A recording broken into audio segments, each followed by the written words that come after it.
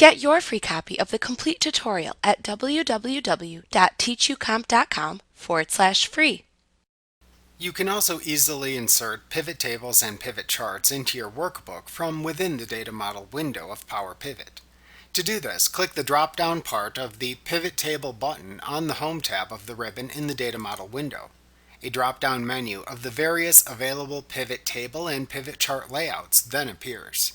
Note that there are many more choices shown here than are normally available when inserting a pivot table or pivot chart in Excel. Click the type of pivot table or pivot chart layout you want to insert to open the Insert Pivot Table dialog box, where you can then choose where to insert the selected item or items. Once the items are inserted, you can then use the fields in the Pivot Table Field List or Pivot Chart Field List task panes to add the data from the data model into the desired quadrants in the selected pivot table or pivot chart.